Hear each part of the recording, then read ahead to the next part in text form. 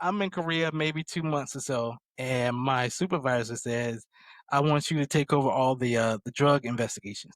I was just coming off my probationary time, and I had no experience working drug cases. I'm trying to figure out, well, how do we even get started on this? And one of the guys who was working in the counterintelligence office says, "Hey, we got a phone call from Sergeant so and so in the pharmacy. He was asking about the type of medication they needed in case there was some sort of biological attack. Go to the pharmacy, talk to those people about, maybe some people are misusing prescription medication, or if they've seen any medication coming up missing." We decided to go to the pharmacy, walk through the hospital, and I knocked on the door. The door opens up. Staff sergeant opens the door, and I put my credentials and badge right in his face. "Hey, I'm Major Jackson with OSI." And this guy's eyes get this big, and he freezes, and he says, "Okay, come with me." He knocked on the door, and he said, "Hey, these two agents here from OSI want to talk to you." And this guy's eyes get this big, and he starts freaking out. And before we leave, he says, "I want to introduce you to my boss." So we go down the hallway to this captain's office, and he says, "I want to introduce you to these two OSI agents." And this guy's eyes get this big. That's 3 for 3. What is going on here? Right. And so we leave. I hear my coworkers in the hallway talking, and I go, "Wow." I'm like, "What's going on?" And they're like, "Hey, you know that guy you met yesterday? Yeah, he almost died last night." I'm like, "What happened?" They beat him so bad that he lost his eye. He almost died in the ambulance, and they revived him, and now he's in a coma up in Seoul. And so we went up.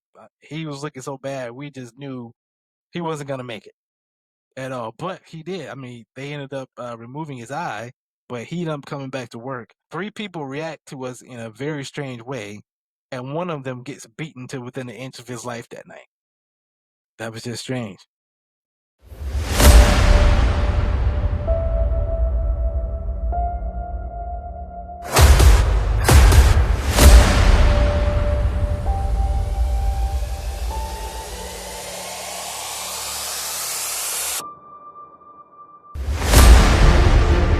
Derrick Jackson. How's it going, bud? It's going great, Tyler. How you doing? I'm doing good, man. I'm doing good.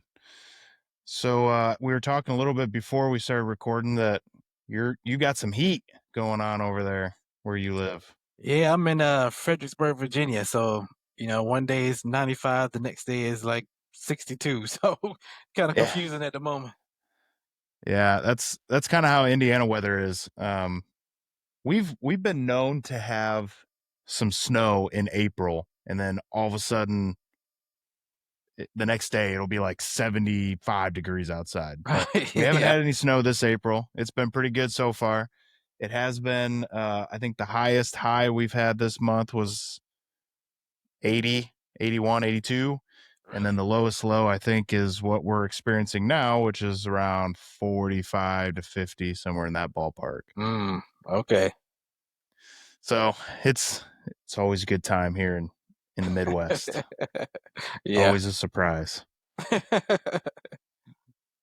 So we'll go ahead and get started. I'll read your bio so that everybody knows a little something about you, Sure. and then we'll just jump into it. We'll get this party started.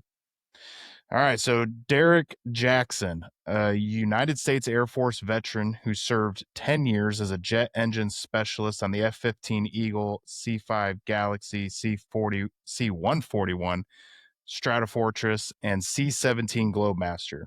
He was recruited by the Air Force Office of Special Investigations as a special agent for 11 years.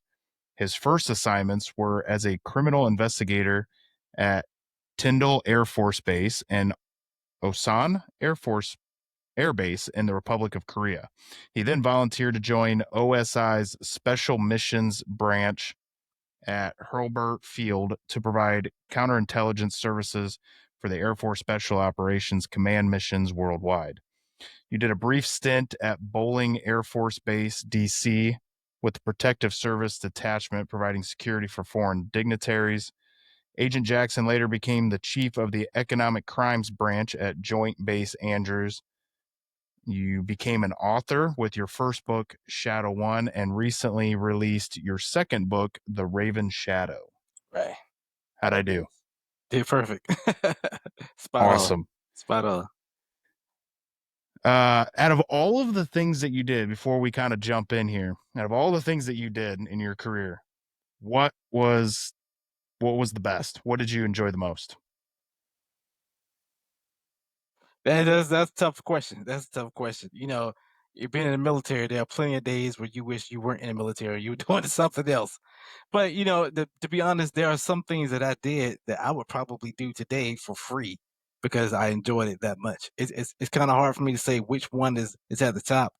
Uh, I was stationed in Hawaii, and at the time I was working C5s and 141s and C17s, and I became a 7 level mechanic, and I was a jet engine qualified. So I was trusted it enough within my mechanical skills and my knowledge of the aircraft to be able to inspect the plane, go up, start the jet engines up, push the throttles forward, and run all the testing that was required for whatever was wrong with the aircraft, even if we installed the new engine. And to feel all the thrust in your hand as you're pushing that throttle up to 90%, it's the biggest airplane in the Air Force. The whole aircraft is shaking, and you're just hoping that you remember to set the brakes before you push the throttles up. And so, even though, I cross trained out of that into becoming a special agent, doing that was something I would do today if I had the opportunity. Yeah, that sounds exhilarating.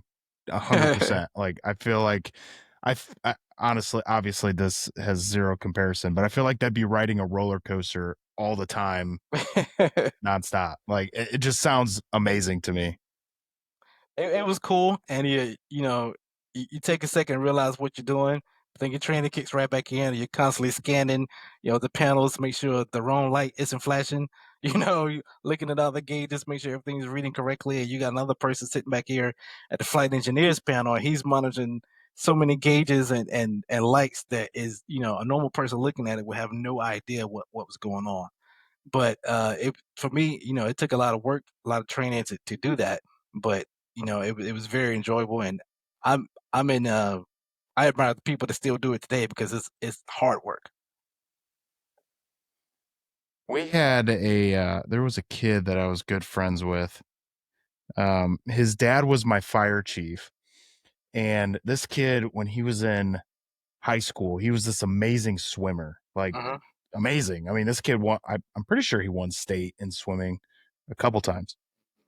Um, but he decided he always knew that he wanted. Well, not always. In high school, he knew he wanted to go into the military, and he decided that he was going to join the Coast Guard because he wanted to be a rescue swimmer. So he did. He went through the process.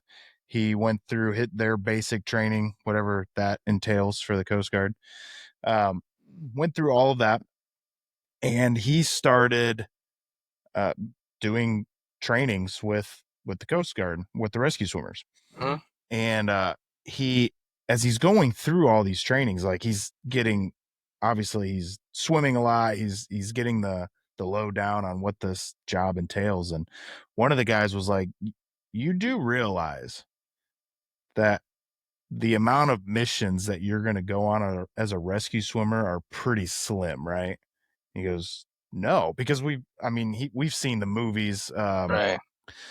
Can't remember what the name of that movie was now, but I mean, there's movies out there of Coast Guard rescue swimmers, and they're going on missions all the time. So obviously, it's a movie, but so he was kind of disappointed about that, and he decided, well, maybe this isn't worth it.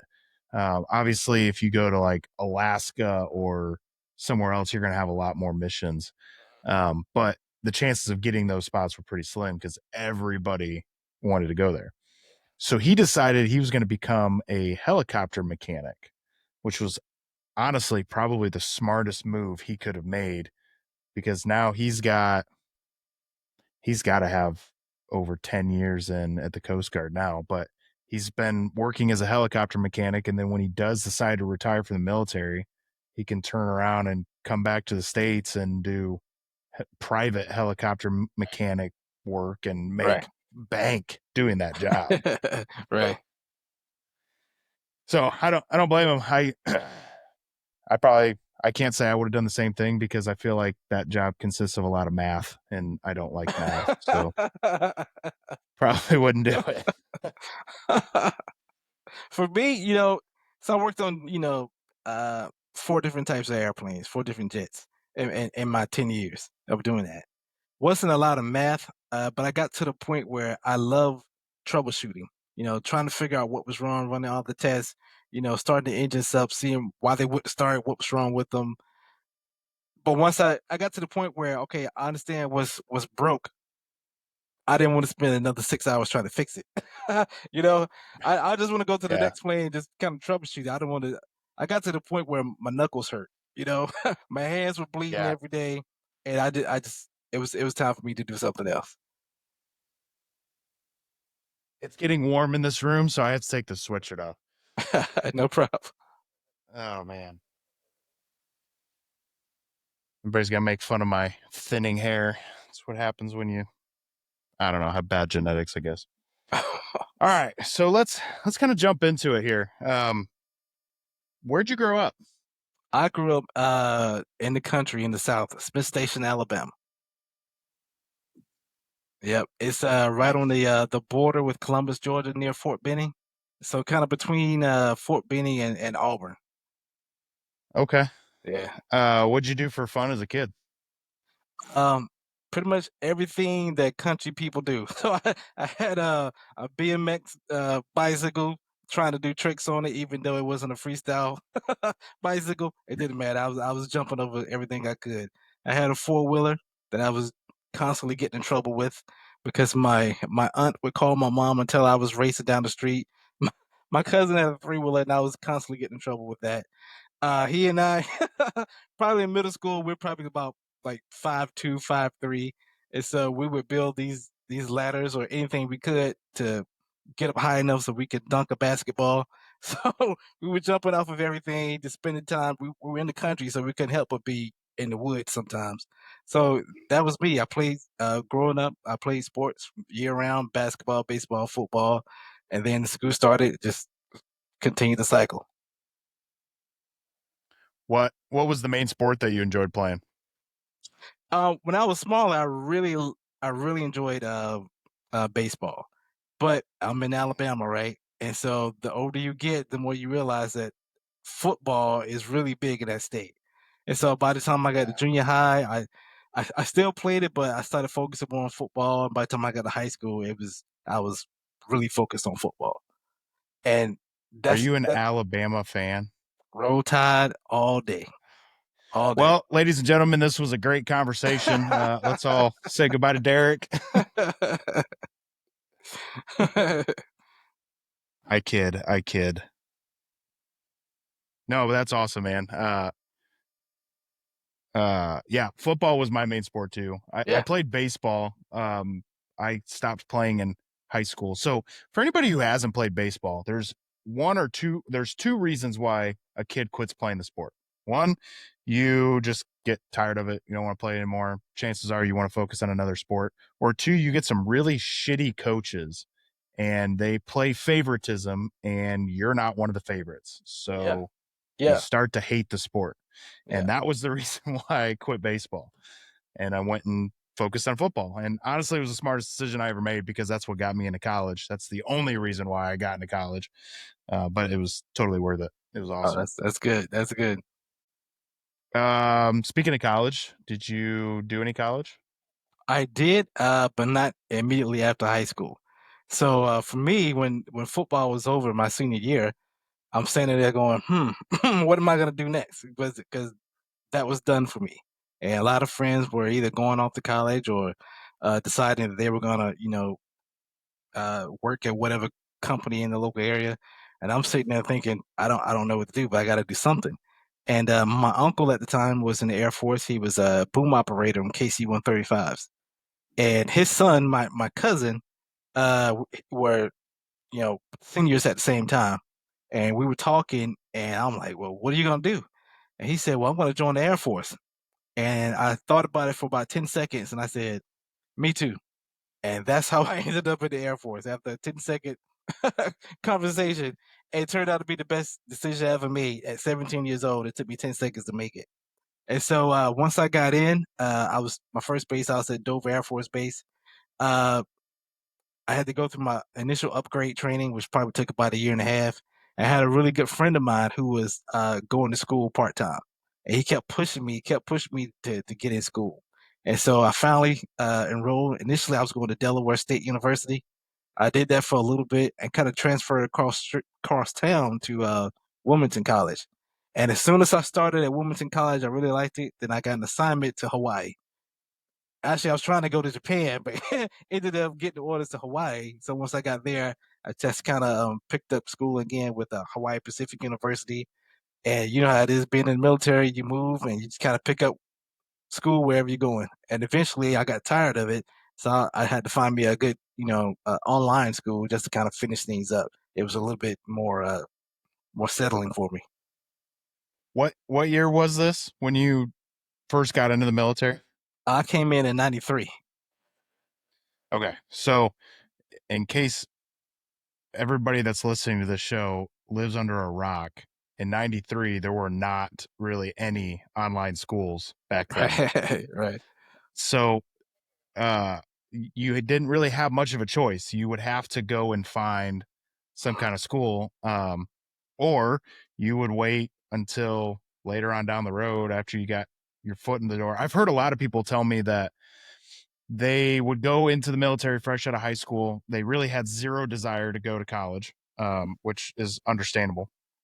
But they would go into the military and they would start moving up the ranks. And then when it came time to be an officer in the military, they maybe were allowed to start, but at the end of the day, they still had to go to school. They had to get their schooling done.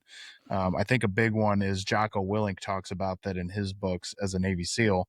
Before he started off, he started doing, he had become an officer in the SEALs, but he had to take some time off because he had to go and get a degree before he could actually stay as an officer. Um, but he also started in the 80s, I believe. Okay. Um, Again, no online schools, so he had Yeah. to go to a school and do that. Yeah. Even if there were online schools, it wouldn't have helped because I didn't have a computer. So Yeah. I still couldn't, it Yeah, wasn't that's gonna help half the me. battle. um, so you decided that you were going to go into the Air Force. How did that conversation go with the recruiter? Pretty short and sweet. Did you know what you wanted to do in the Air Force at that time? So once I made the decision that 10-second decision to go in the Air Force, I started thinking about, okay, what do I want to do? And funny enough, I started thinking about this movie I saw when I was 11 years old, and which to the day it's still my favorite movie, even though I know it's not accurate. But I watched Top Gun, and when I watched it, I fell in Such a love good with one. jets. I fell Yeah. in love with jets, and I knew I wasn't going to the Navy. That wasn't for me. But there's the Air Force, and so when I talked to the recruiter, he asked me what I wanted to do. I said something to do with airplanes because I couldn't imagine, as much as I was fascinated with jets, being in the Air Force and not being around it. For me, that's fine if it's not for everybody. I get it, but I couldn't have had an office job and looked out the window and saw those jets taking off and landing and afterburners lighting off, and I had nothing to do with it. And so he looked at my scores from the ASVAB test, which I took in 11th grade only to get out of class. I had no idea I was going in the military at the time. I just didn't want to go to social studies. So he looked at my scores and said, "Hey, you score high enough to be a jet engine mechanic." And I was like, "Yep, that works for me." And my mom thought I was crazy because when I took shop class in the 12th grade, I almost failed it just working on lawnmowers. So now they're gonna put me, on a flight line working $50 million airplanes, but I couldn't even fix a lawnmower. She thought I was crazy, but it worked out. Oh, that's awesome. That's awesome. There was something I was gonna ask you. Now I just lost my train of thought. Jeez. It's been one of those weekends. Uh, so you go into basic training. What's basic training like? It was a shock. It was a shock. The the first thing I remember, actually, that was my first time riding an airplane. So we're flying. I flew from Montgomery to I think Nashville or Memphis, and then Memphis to San Antonio to Lackland Air Force Base, and I had no idea why my ears were hurting so bad when we started landing. The first time flying, by the time we landed, they're already yelling at us in the airport. And I couldn't understand a word they're saying because my ears were hurting so bad. And then I realized that everything that my mom told me to put in my suitcase, I should have left at home. Because when you get there and you're picking that suitcase up probably 200 times, I say everybody picks it up and puts it down at the same time. And I've got all kind of stuff in my suitcase that I shouldn't have brought with me, included. Never mind, I won't even say what she told me to bring, but it was heavy. So yeah, the first night when it was a shock. But I guess everybody knows usually the Air Force, physically, it isn't as demanding as other branches, but I think mentally it is probably the most demanding because the the requirement to have attention to detail is ridiculous. I mean, whether you're out fixing jet engines or nuclear weapons, you can't make that mistake. And so that's where that training comes in, attention to detail. Every little thing matters. Somebody told me the other day, I don't know how true this is. You would probably know better than anybody, but somebody told me the other day that the Navy actually has more airplanes than the Air Force does. Is that true? Have you I heard that don't. before? I have not heard that. I have not heard that. I don't know where they're keeping them, Because but I don't either, but somebody told me that, and then somebody told me that man, I'm gonna have to look that up here in a little bit. But somebody told me that, and it blew my mind. I mean, it wouldn't surprise uh, me the way the United States runs the military sometimes, but okay. who knows?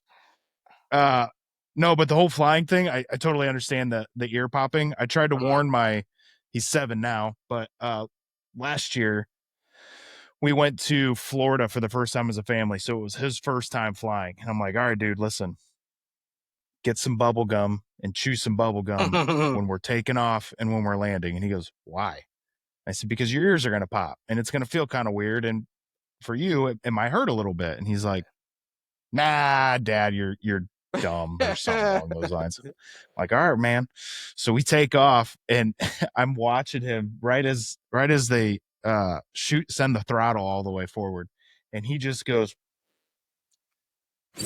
and I'm just staring at him the whole time. And you could tell his ears are popping. He's just like, I don't know what to do. So you should have gotten some damn bubble gum and chewed it like I told you.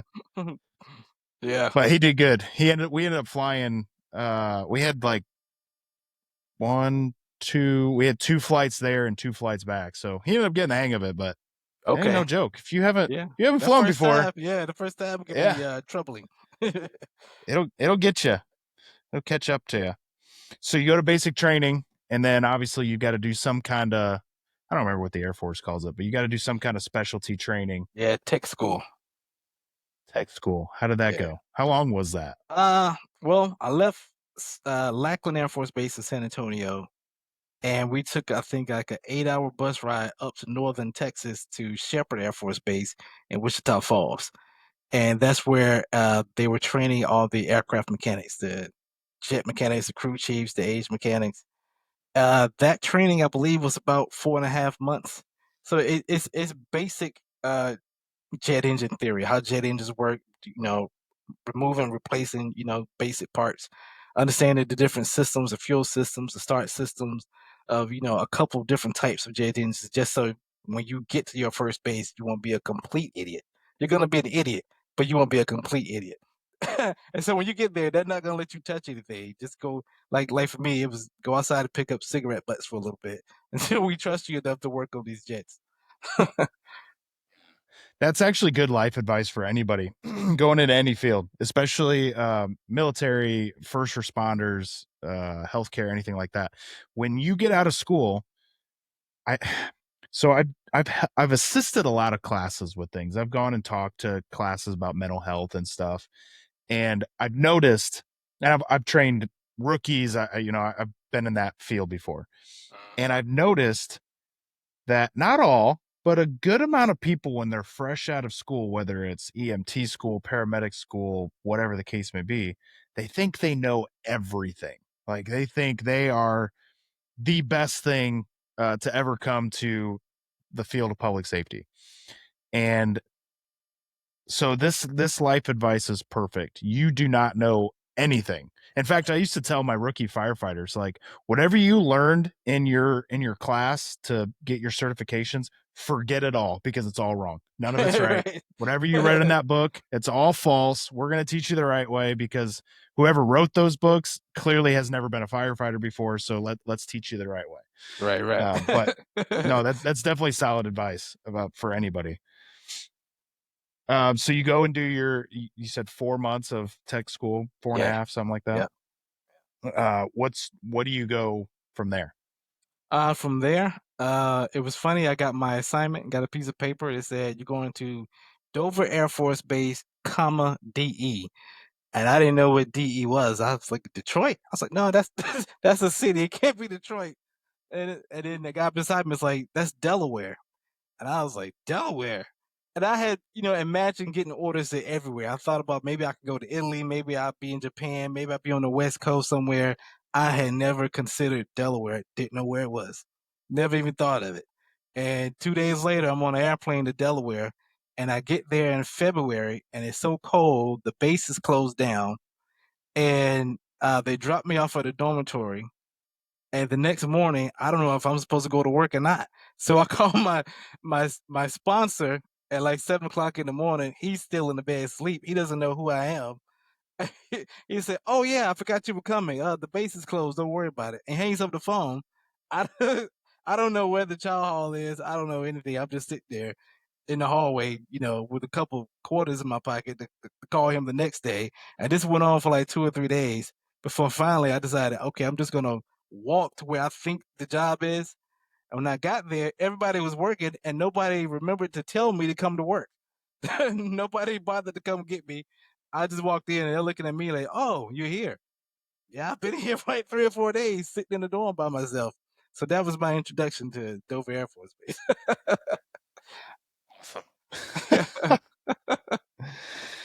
So how long were you there for? 4 years. I was blessed. Uh, you had the option of, well, not the option. I could have worked outside on the flight line on the jets, but I ended up working in the back shop in the engine repair. So the engines would come in after they were already taking off the aircraft, the C5s.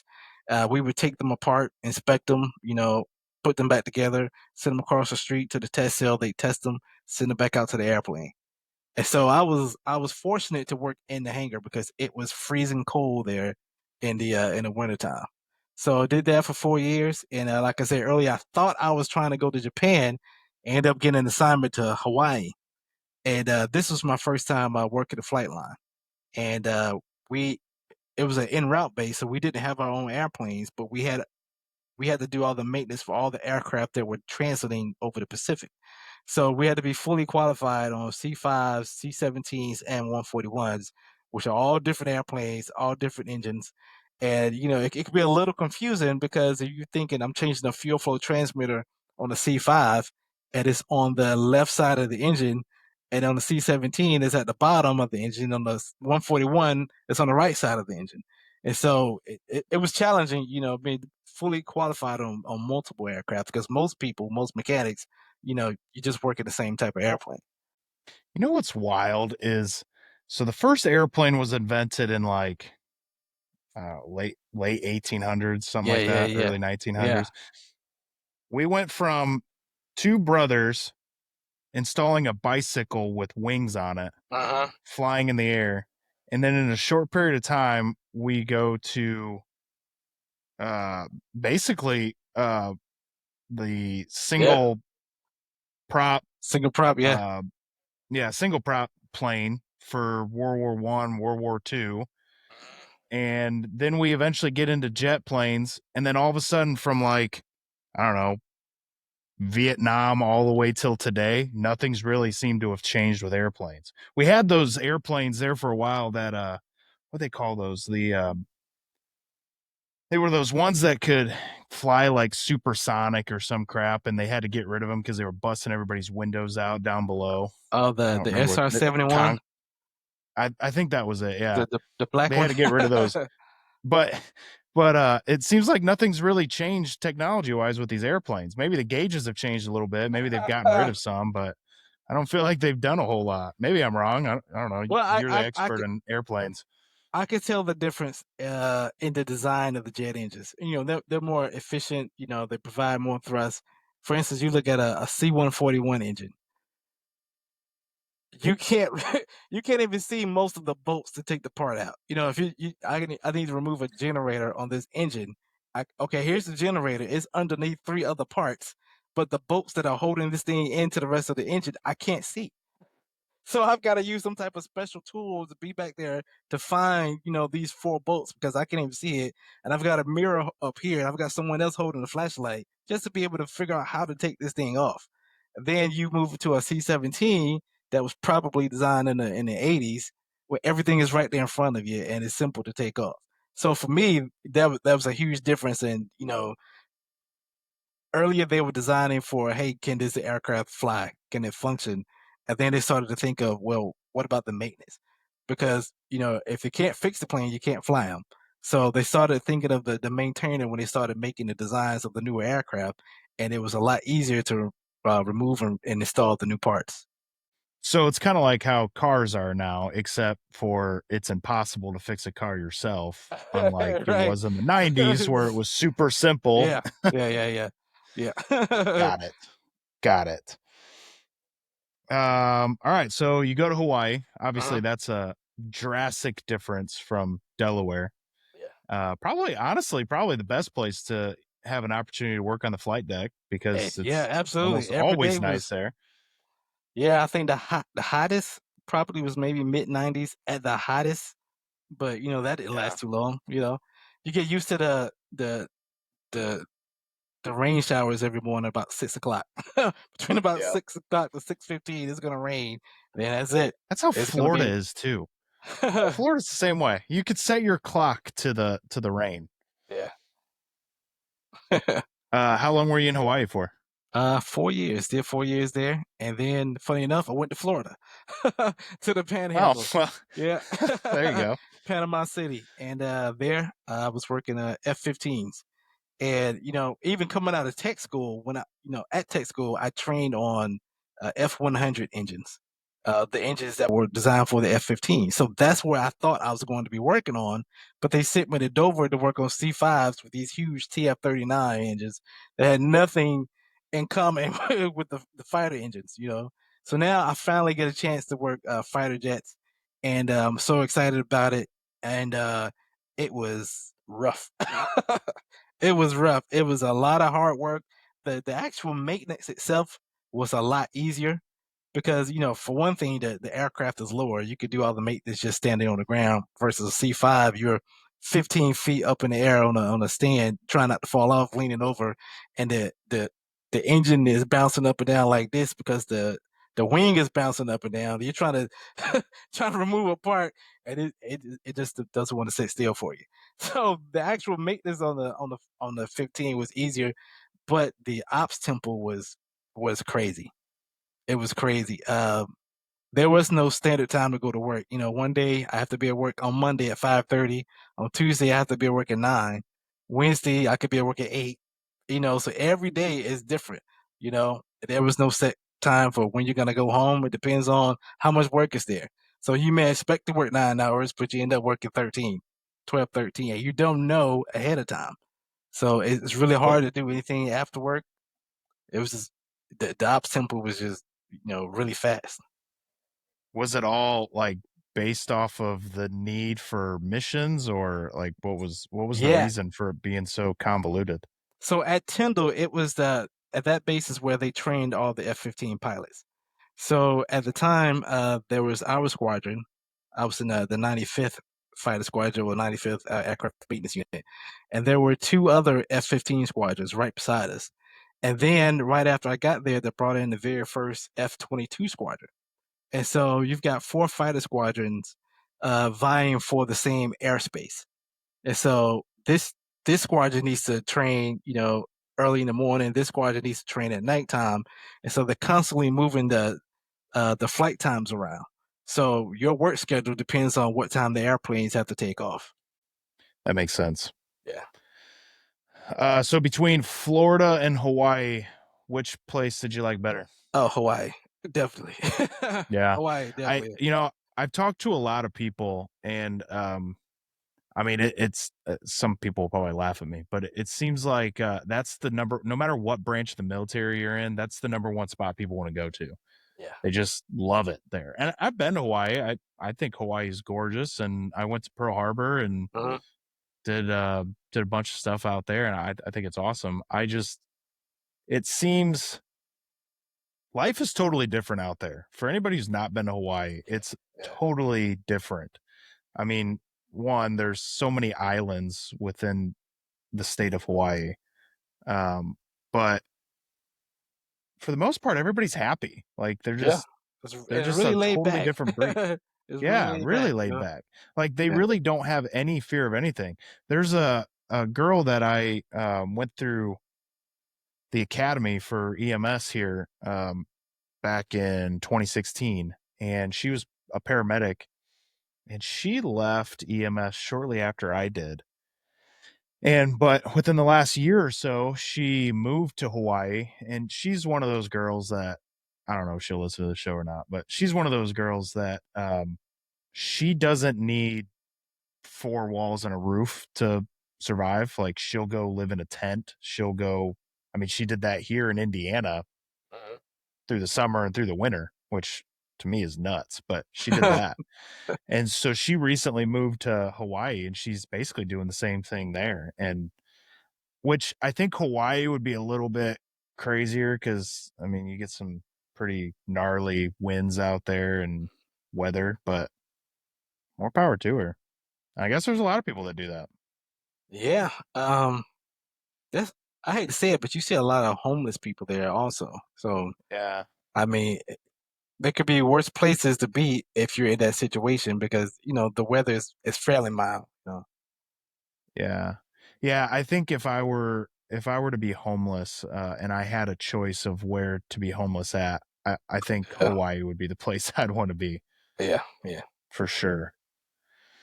So you go to Florida. How long are you in Florida for? I did a year and a half there, and I cut it short.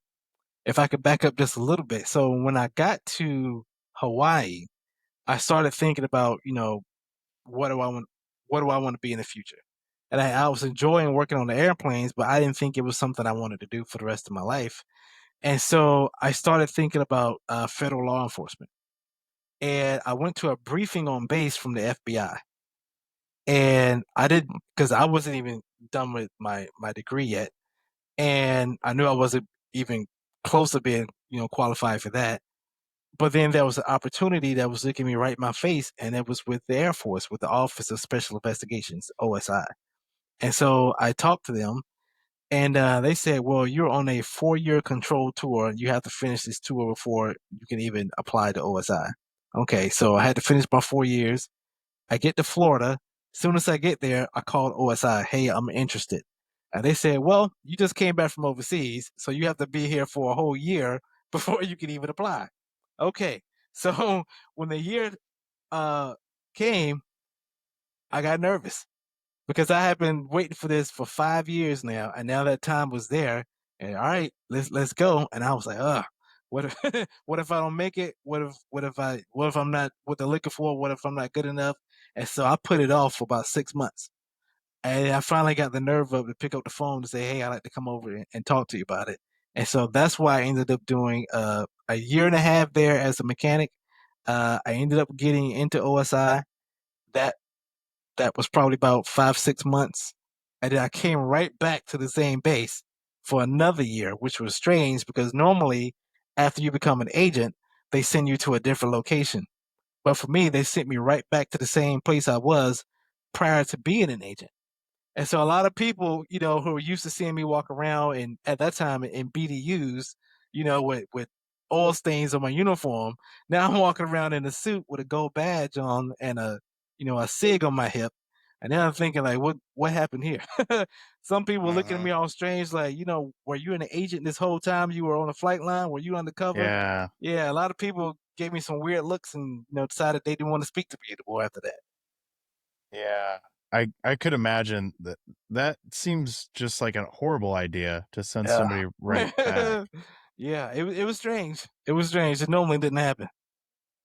How did so when you were going to OSI, how did that conversation go with your command staff?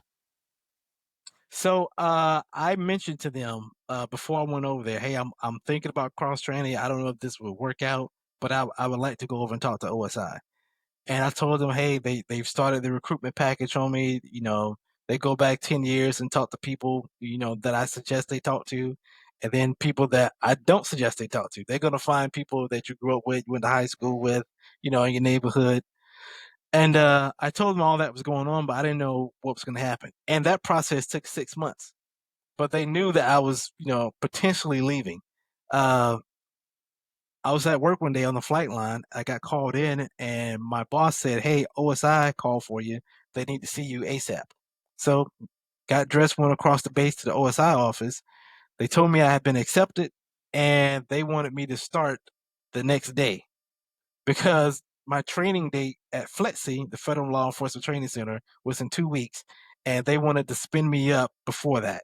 So they wanted me in the OSI office the very next day. And I already knew that wasn't gonna happen. I already knew that wasn't gonna happen. So this was like on a Wednesday.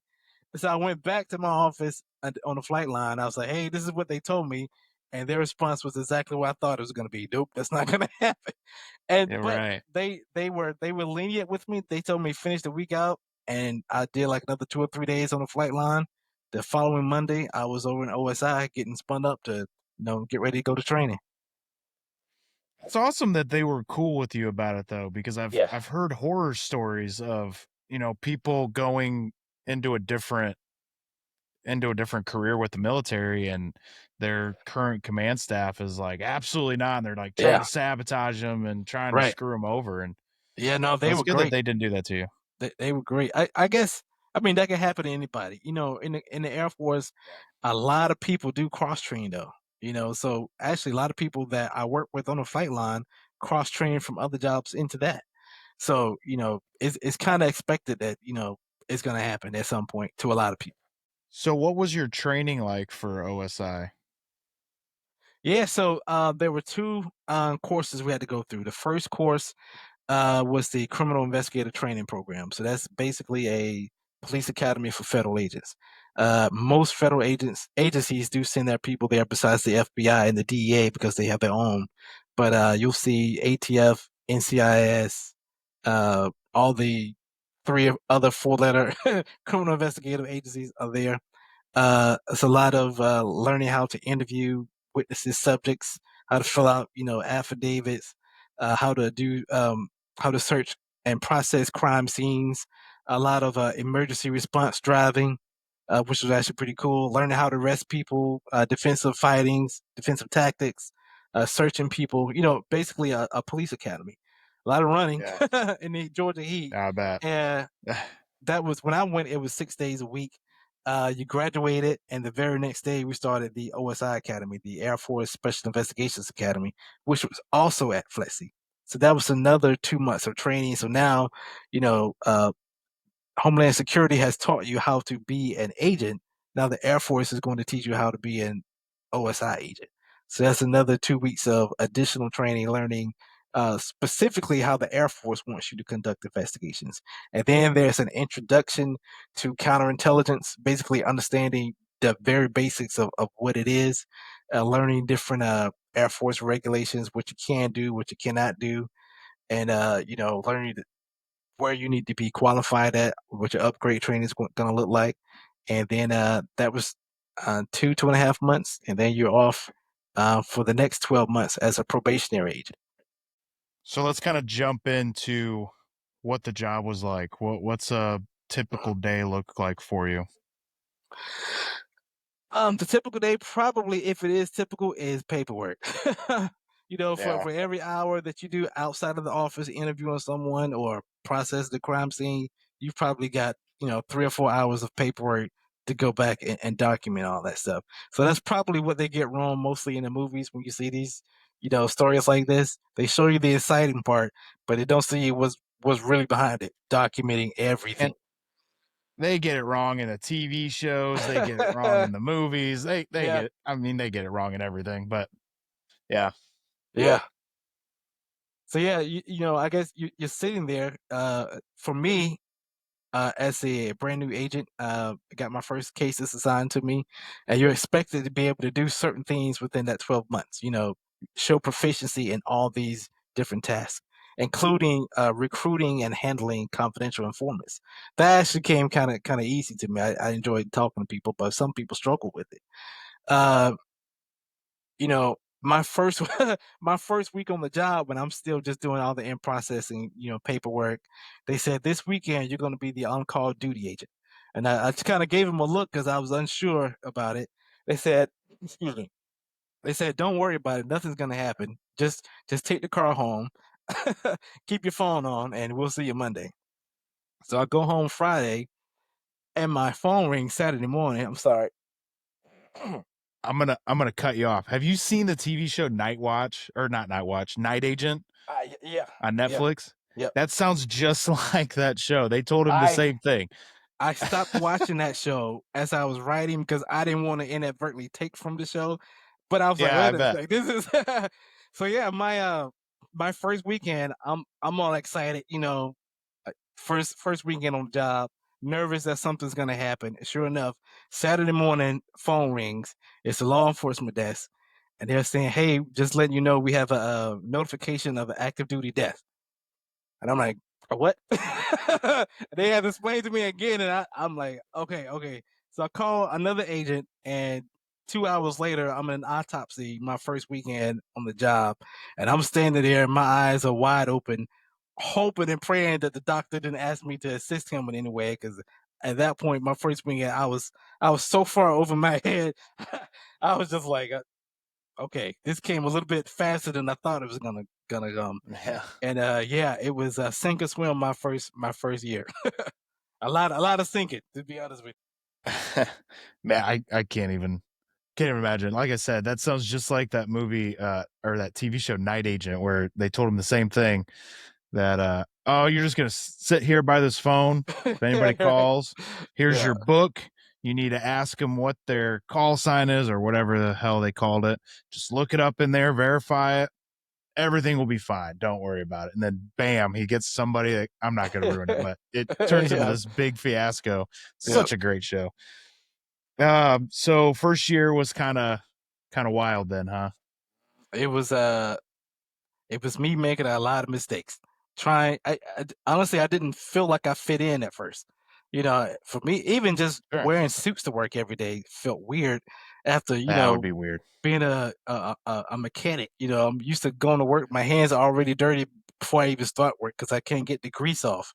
And now, people didn't care that, hey, I've been an agent for 2 weeks. It didn't matter because when I responded to something on base, they just saw OSI and they thought you had been there for 20 years already. Didn't care that you Yeah. just started. So you had to have all the answers, and I didn't. So I had to pretend that I did and just kind of smile and just, yep, we'll get back to you.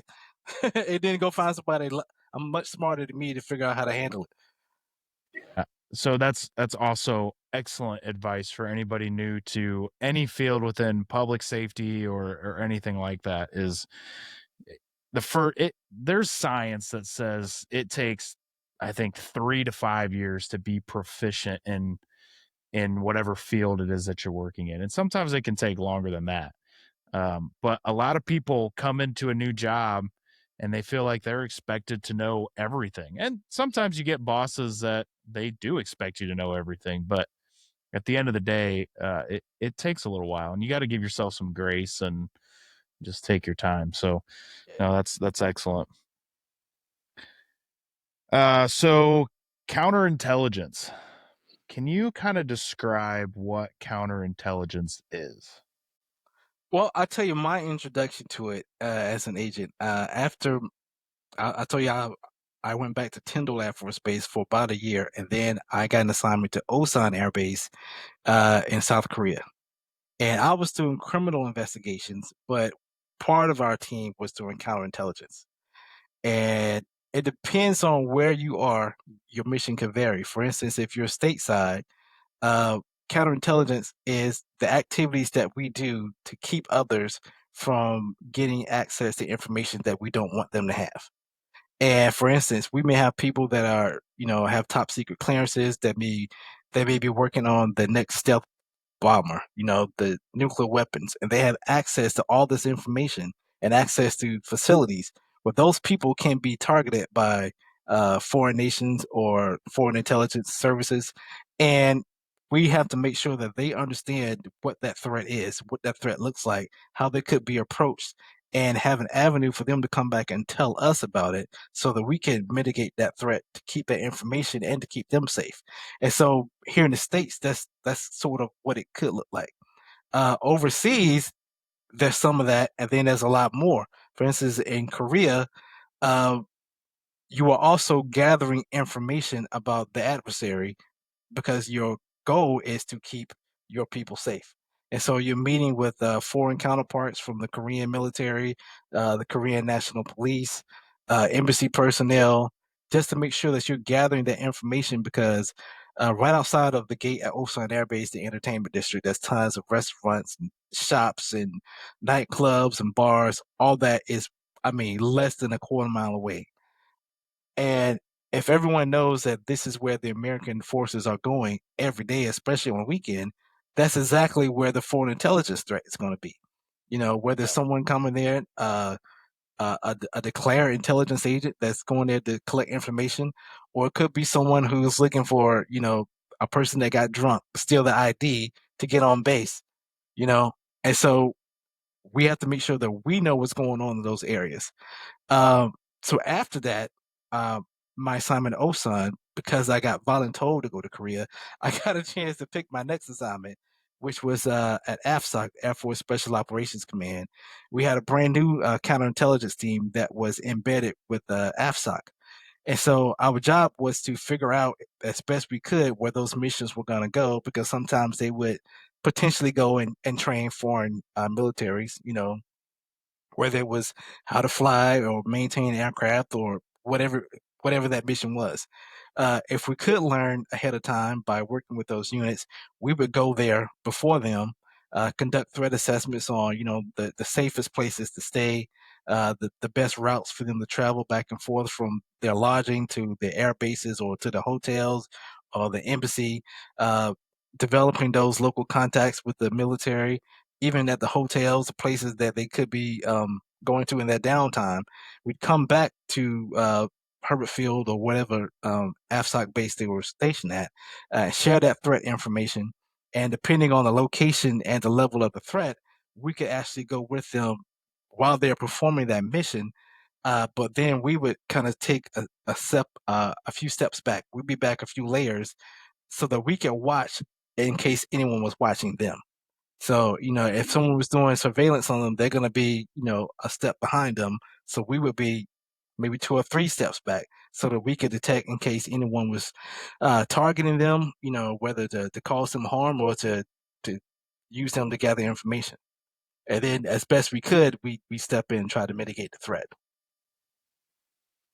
Is this just you and a partner, or you and a team, or what does this look like? At the time, it was normally just me and one other person. Because we be we be spread out around the world, So we had a team like I could Yeah. be in South America, two other people could be in the Middle East somewhere, two other people could be in Africa, and then we come back and kind of swap partners, do a quick debrief, get spun up on the next mission, and we're out the door. So if you run into an emergency situation where you need assistance, who do you call? There, it was us. So Oh man. yeah. So that was the thing when I joined that team, when I volunteered for it, I thought I'd be spending most of my time in Afghanistan and Iraq. But we didn't go Sure. to Afghanistan and Iraq because we already had forces there. They wanted us Yeah. to go places where there was no other forces and there was no QRF in case things were going bad. Um, the best thing we could do is beforehand make as many contacts as we could with the embassy, with the force protection detachment, if they have one, the military group, whoever's there that could, kind of sponsor us into the country. keep them aware of what we're doing, where we're gonna be, and hopefully things don't go wrong. But if we do, you got to have those contacts at the embassy that can at least give you that assistance if you need it. Man, I can't imagine because if you run into a situation where you get made or whatever, like you got to figure something out quick. And Yeah. holy cow, Yeah. Yeah, that would and be what was wild. challenging is because that team was brand new, there was no one there to train us how to do that mission.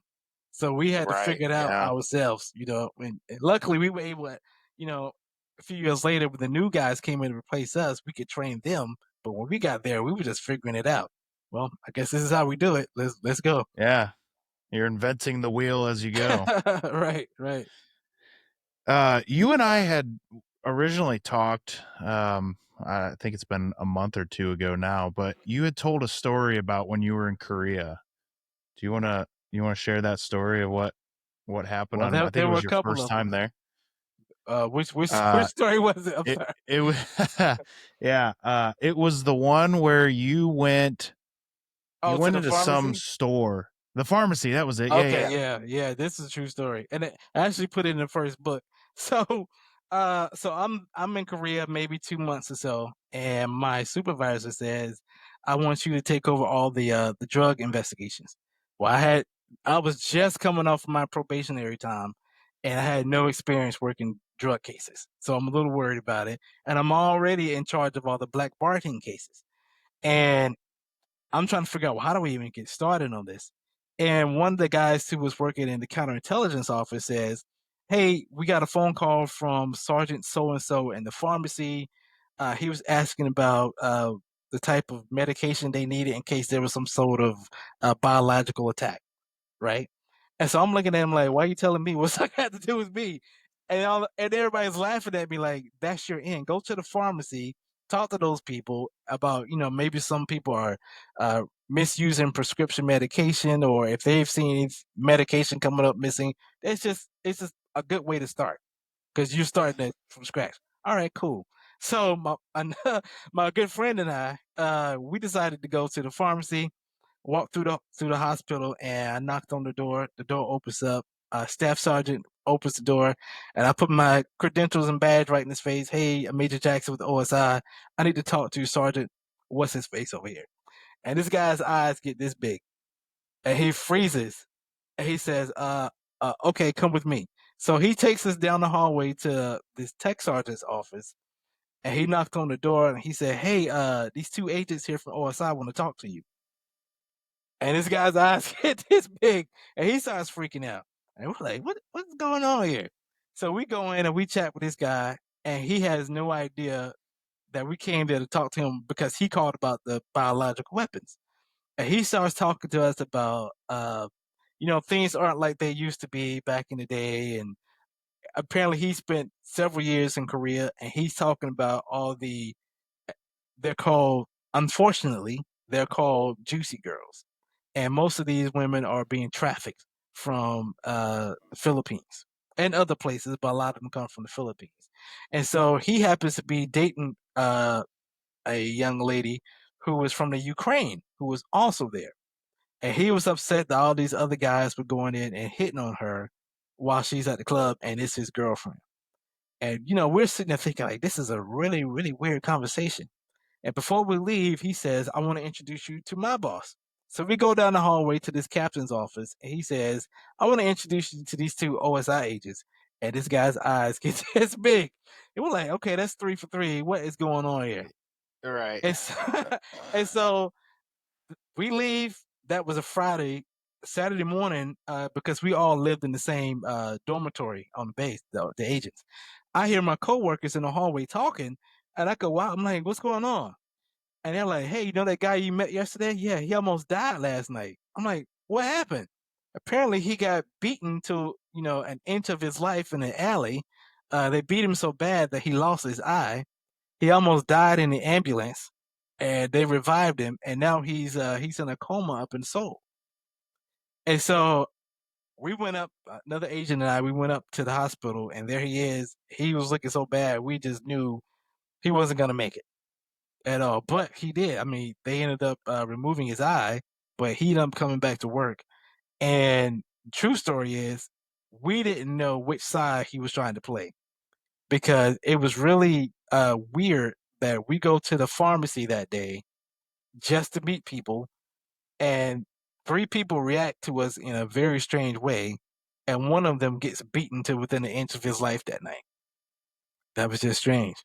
And so we ended up opening a case on it, and I used that in the book. I kind of changed it around a little bit, but in the book, what happens is the main character, who is Devin, and his partner go to the pharmacy just like it happened in real life, and I kind of tie what they were doing with the pharmaceutical the prescription medication that was missing in real life. I tied them to a human trafficking ring that was also happening in real life, because unfortunately, when we looked into it, we saw the girls being locked up in cages, and the more we talked to them, the sadder the story got. So I used those real life events to form a fictional story that I put into the first book. How much human trafficking did you run into? It was there every day. It was there every day, and like I said, right outside of the gate, at I mean, within a minute's walk, if that, is the entertainment district, and there's nightclub, restaurant, bar within this entire area, and even just the bars have these girls, and then I hate to use the term, but they're called juicy girls, and you go in there, and they're dressed in these little cheerleading outfits, and when you walk in, when I first got there, I didn't know what was going on. I thought they were just waitresses dressed very, kind of inappropriately, Yeah. but that's what I Yeah. thought. And then the more you talk to them, and some of them, trust you a little bit as they're looking over their shoulder, trying to see if the boss is watching. And what was happening is, because singing is so big in the Philippines, karaoke was really big. A lot of these Korean bosses would go to the Philippines and find these girls singing and offer them singing contracts to come to Korea and sing for the American troops. And they sign these contracts for a year, bring them to Korea, take their passports. They can't leave without a passport. And the only way you're going to get your passport back before that year is you have to pay for it. And the only way they could get money was to prostitute themselves. And some of them, I mean, they weren't all treated the same, but yeah, we saw the cages that some of them were locked up in. You know, Were they uh, actually getting their passport after they fulfilled their contract? I want to say some of them, but I guarantee you some of them weren't. Yeah. I couldn't Yeah. give you statistics. And what was sad, you Oh have so man. many service members who did not know what was actually happening. I didn't know what was actually happening. And so they would go out, and the girls are sitting on their laps, they're drinking with their buddies, having a good time. But after, we figured out what was really happening, you're looking at it like, this is not good. And we tried to push the Air Force leadership to put those places off limits, to have them put pressure on the Korean government to shut those places down. But Uh-huh. it was a political struggle because so much money is made in the entertainment district. Uh-huh. And in years past, there's been major protests right outside of the gate, which affects, the people that need access to the base from being able to come on and off the base. And they don't want the trouble. You don't know who's who is South Korean or who's North Korean standing at the back gate with a picket Yeah. flag. So that's trouble that they didn't want, and it was nobody wanted the trafficking, but nobody was sure how to shut it down. So in real life, all we were able to do after a couple of months of investigation, present the evidence, have those places put off limits for a certain amount of time, 90 days, which eventually caused those places to shut down. But for every club that we put off limits, there's 5 or 10 other clubs that are still doing the same thing. And so, Yeah. And that's a good point. That's why it's such a successful uh business opportunity, I guess there's no other way to say it, but because you've got North Korea right there, and it's no secret that North Korea sends people across the border as spies or mhm, whatever to do their crazy crap that they do. So it's the perfect It's a perfect Right. scam. Right. We have an interview coming up. I don't even know. It's coming up here soon. I'm interviewing a group called Our Rescue, and that's what they do is they partner up with different agencies around the world to help combat human trafficking. So, for anybody that's listening to this, this is definitely something that I want to tackle more on is human trafficking. It's a growing issue, and it's one of those things that here in the states, you know, in the medical field and in public safety, we all go through these short classes, whatever you want to call them, where we kind of go over the signs to look for when it comes to human trafficking. But at the end of the day, it's not that easy. It's pretty difficult situation because, like you mentioned, a lot of times their handler or their boss or whatever is right there with them, controlling them right in front of your face, and you have no idea. Right. Okay, so you're in uh you're in South Korea. Where you go from there? After Korea, that's when I went to Herbert Field, Florida, and I was doing the counterintelligence mission for Air Force Special Operations Command. So that's where we were traveling a lot. Saw parts of the world I never thought I'd see. Travel got a lot of extra training that most OSI agents didn't get because we were working with the soft community. We weren't soft, but we were working with them, so we had to be able to take care of ourselves. So that assignment lasted 4.5, 5 years, and I heard I was getting an assignment to DC.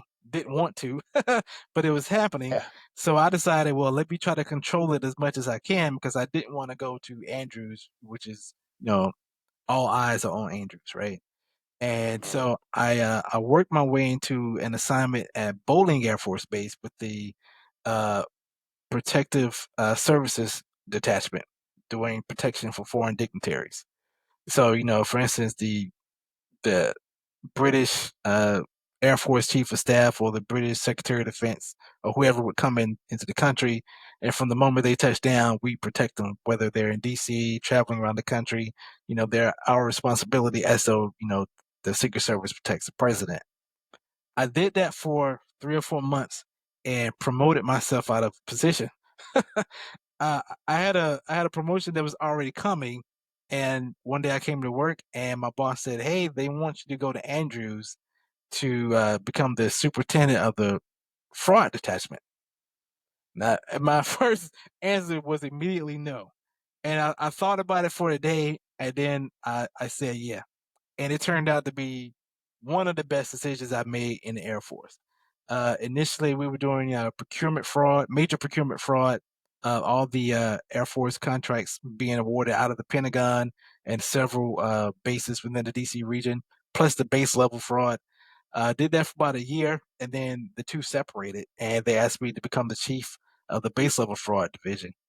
That was a great assignment. For me, what was challenging because I had been, going fast-paced counterintelligence all over the world for several years, and then I came to fraud, and I had no clue what I was doing, and everybody on that team was junior to me. I was the supervisor, and they knew the job 10 times better than I did.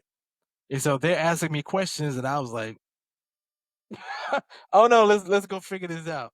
And it was challenging, and so I had to figure out, how am I going to lead people that are more experienced in this area than I am? What's going to be my leadership style? And I thought about it for a while.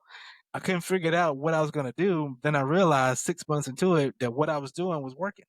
People felt comfortable with me because I was able to say, I don't know the answer to that. I'm going to find it. And the next time you ask me the same question, I'm going to know the answer. So, a year later, I realized I had been bitten by the fraud bug. Uh, Went ahead and got my certified fraud examiner's certification and finished my Air Force career doing fraud. And then I retired. You know, that's another great piece of advice. And we've talked about leadership on here before too. And it's funny. I've been in leadership roles myself, and it's one of those things that you think you have to. Again, you have to know everything. You have to know how to not only do your job, but have to know how to do the job of the people under you. And Right. there's no way. Like the best teams are the ones where you have somebody who's good in the leadership role, and you have people that are even better at, like, they're the best at what they do, and you are leading them. Right. And there's no way you could possibly know everything. There's just no way. And in fact, you really shouldn't, because if you do, then that turns into micromanaging and controlling, and it just turns into this big fiasco. Whereas if you have people that you can trust to do the job and they come to you with a question, like you said, the best answer you can give them is, I don't know, but let's figure it out. Let's Right. figure it out together, instead of, I don't know, move on, or make something up. Worse yet, make Right. something up and it's not Hmm. the right answer, and now everybody's screwed. Yeah. So Now no, you that's lost a that's lot of solid. respect. Yeah, 100%, Yeah. 100%. So you get out of the military, and you are much braver than I am, and decide you're going to write a book. Yeah. What made Yeah. you decide to do that? So when I retired, I I took a position in corporate investigations with a pharmaceutical company. Great job. And I realized I had a lot more free time than I had when I was in OSI. And a buddy of mine that I was stationed in Korea with, we're still good friends to this day. We would talk on the phone and laugh about all the crazy stuff that we encountered while we were in Korea. And our careers kind of mirrored each other. And I remember thinking back to sitting in the detachment and in Osan, you're like, wow, somebody's gonna write a book about this one day, because they would not believe all this crazy stuff we're dealing with on a daily basis. And I didn't think that person was gonna be me. But when I realized I had all this free time and I didn't know what to do with myself, I decided, well, I'm just gonna write this story and it just be between me and him, and we just have something to laugh about. And initially I wrote it kind of like as a screenplay, and he was the only person I shared it with. And I thought it was a good story, but I kind of started it in an awkward place. And I decided, well, let me write the story before that. And it was kind of the introduction into who the main character was and why he joined OSI. And it's an introduction for a lot of people to what OSI is, because outside of the Air Force, a lot of people don't know what it is. And so when I wrote that, I let a few people read it, and I got the same feedback. It's a really good story, but this should be a book. I didn't know how to write a book. I was just writing it just for myself. But then I thought it would be a challenge, and the very first day was the hardest day, because I was looking at a blank Word document, and the cursor was just sitting there flashing, and I was thinking I Mhm. got to write a couple hundred pages, and I don't know how to do this. And I probably wrote the first page 7 or 8 times, because every time I get to the bottom of the first page, I thought it was horrible, and I had to erase the whole thing and start over. But once I got to the second page, I started to realize, okay, this is actually a little bit, more relaxing than I thought it was. And a few days later, all I could think about was coming home from work and jumping back on my laptop, and it became one of the most relaxing things I've ever done. Awesome. Yeah. How has the book been doing for you? It's doing pretty good. What I Good. the first mistake I made last year when I published the first book is I immediately went into writing the second book. And I should have taken more time to go out and do interviews like this, to get more publicity for the book. But I was so excited to get back to writing this story Mhm. that I just wanted to jump back into the world of which became the second book, The Raven Shadow. So that published 3 weeks ago. So now I'm trying to do my job as not just a writer, but as someone who's trying to get a little bit more attention to what's been written. Well, I have your contact info, and I'm saving it, because as soon as I finish that book, I'm calling you up, and I'm gonna be like, man, this book is freaking awesome. So Derek and I talked, like I said, month or two ago, and I was going through kind of like the excerpts of what his book was about. And one of the big authors that I'm really into right now is Jack Carr. If you're not familiar with Jack Carr, he's got the Terminal List, the whole series. And the excerpt that I read on Derek's book is very similar to to Jack Carr's writing. So it's right up my alley. Like it's something that I'm super excited about. I've already told a bunch of people about it, so I got a bunch of other people that are adding to their list to read too. But I will be reading that. Actually, I should be starting it soon. I've been reading a book on the Culper spy ring Okay. because I found a TV show from I think it was like almost 10 years ago, and it got me hooked on the Culper spy ring because I'm like, what the hell is this? I don't know anything. I didn't know Washington had spies. What the hell? So you know how that works. But Yeah. yeah, it's definitely on my list, and I'm super excited to read both of your books. Yeah. I'm real excited about that. Uh, what else? What else haven't we talked about that you think we should? Well, if I could just take just a second, just give like a quick synopsis of what the second book is. We talk kind of much, pretty much like the first book is kind of, it mirrors my career. It's about 65% based on true events from my first 2 years as an agent. The second book does follow my career into special operations counterintelligence. Uh, so what happens is an Air Force aircraft crashes in Africa. A main character, Devin, finds himself on a search and rescue mission, and he's trying to insert himself between two rival African warlords. One of them, who has ties to Boko Haram, wants the American and wants to kill him, videotape it, and show the whole world what's going to happen if the Americans come after him. The other person, the other warlord, wants to take his time and potentially use him as a bargaining chip with the Nigerian government to keep them from allowing the U.S. military to gain more traction within the country. He's trying to insert himself between the two to get the release of the airmen. But the only person that can help him is a female Nigerian intelligence agent named Khadija, and she doesn't want to help him at all. She doesn't want anything to do with him at all because early on in the book they had like a little romance going on. Things kind of soured between them. I let you read it, figure out why. But then he comes back and he's asking for her help, and she doesn't want anything to do with it. But she's the only person that can help him. So not only does he have to convince her to help him, he's got to then convince these two warlords to release the American. He thinks, well, hey, we're in Nigeria. They look like me. I can work this out. And he quickly learns that just because your skin color is the same color, you know nothing about us. You're not from here. You're more American than you are African. So we ain't trying to hear it. So as there's a overall counterintelligence, uh, intel collecting mission going on, a search and rescue mission going on. That's also this cultural discussion that's happening at the same time.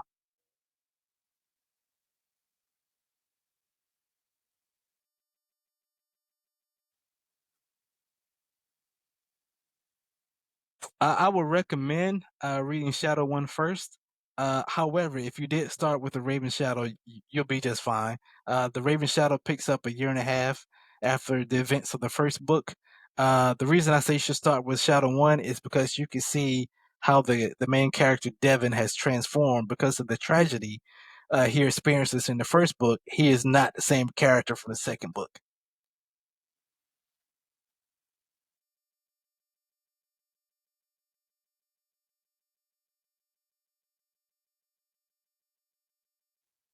Mhm.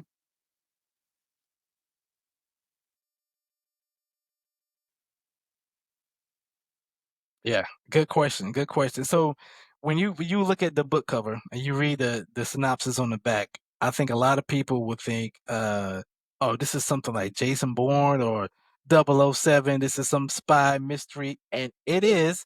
However, when we meet James Bond, he's already 007. When we meet Jason Bourne, he's already Jason Bourne. This is the beginning story of this person who is going to become who you expect him to be. But we meet him before he's even an agent. We meet him as he has to make that decision, is this a life I want to live? And then through the ups and downs of him living that life.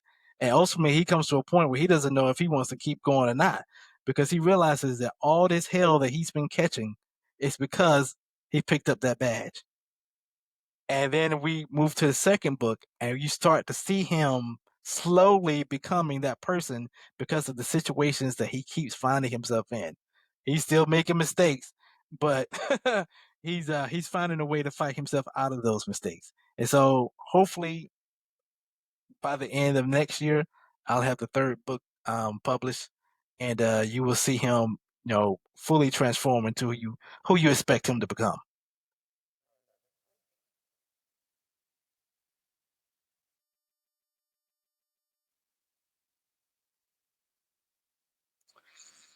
Um, it was a little tough, because a lot of it is based on true events, and so for me, balancing, how much of the truth do I want to put in it versus how much fiction, because I couldn't just write what I wanted to write because, it did happen while I was on active duty.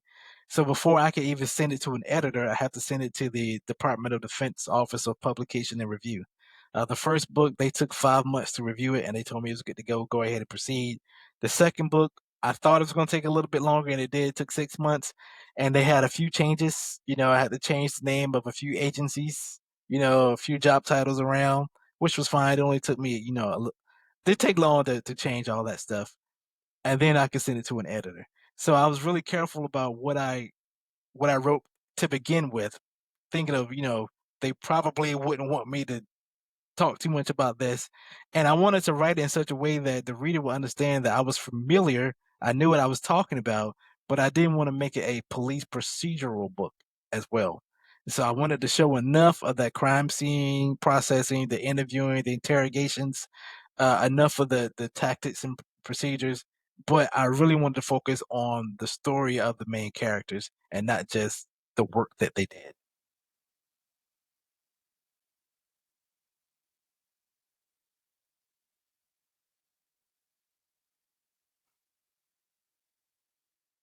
Yeah, yeah, yeah. Uh, Yeah, well, I would like to encourage everyone to check out the audiobook. The audiobooks are out for both books. I have the same narrator on the second book from the audiobook, but I had a second narrator join because I wanted it to sound authentic. When I have these two African warlords feuding with each other, I wanted someone who had a true African accent that could bring that to life. And so when you hear it, I hope it will play out in your mind as though you're watching the movie.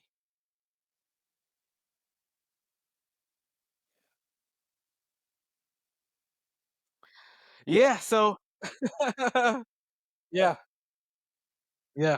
I tell you what, go on Amazon or on Audible and click on the audiobook, and there's a free 5 minute preview. And it is the first 5 minutes of the book, and you're gonna hear the females who is the overall narrator, and then you're gonna hear the male narrator where he's portraying both of those African warlords within the first 5 minutes. It is a free sample. Check it out. If you don't like it, hey, no harm, no foul. But I think you will like it, and I think you're gonna wanna keep listening.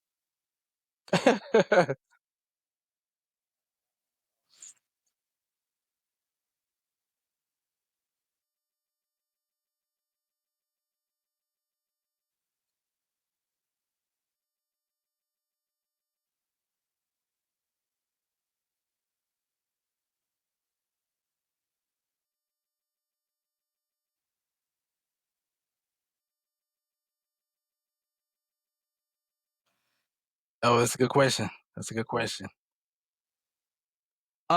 One experience. I was stationed at Osan Air Base, and I was doing a sexual assault investigation. And it's tough. You have to make someone who had just experienced the worst moment of their life relive that moment.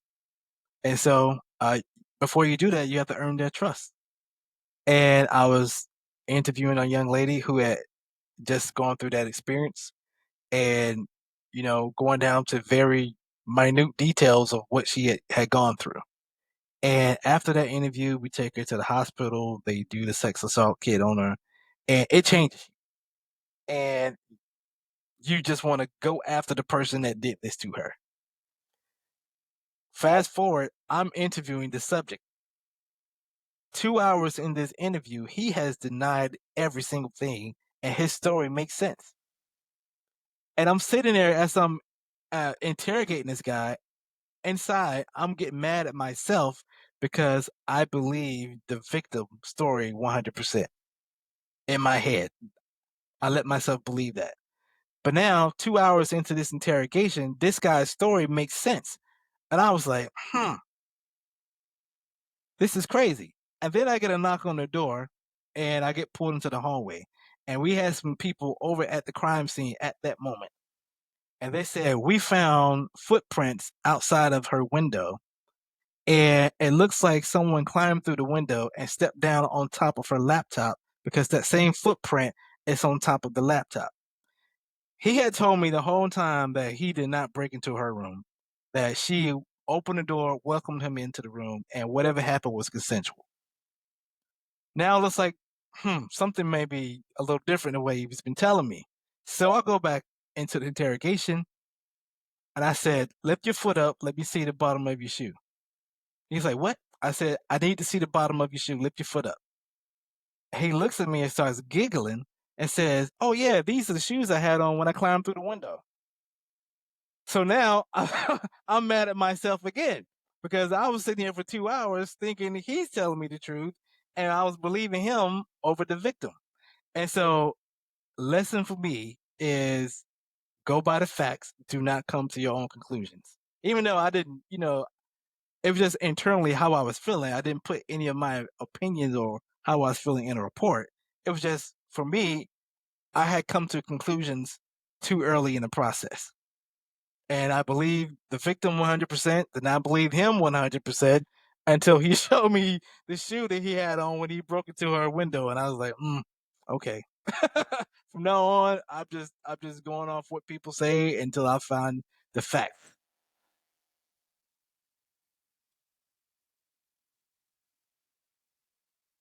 I have, yeah. Yeah.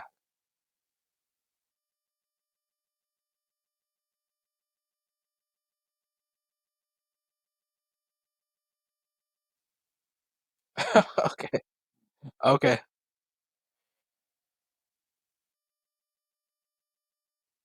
Really? Okay.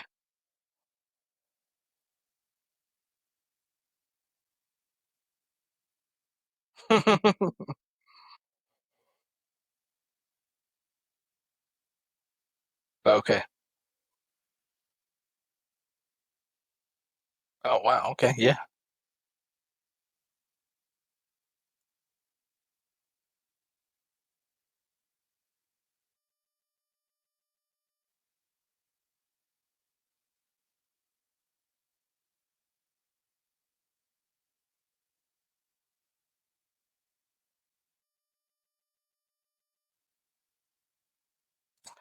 I say a rookie going into the military because there were a lot of days, a lot of weeks, a lot of months where I questioned my decision.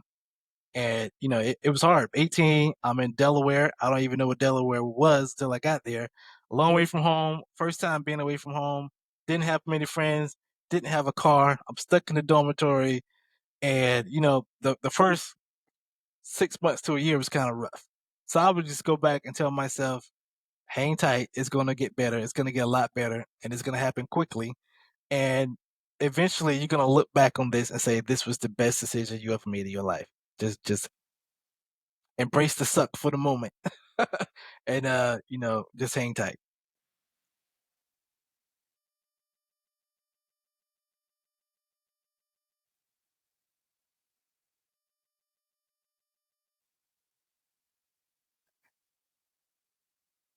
Okay.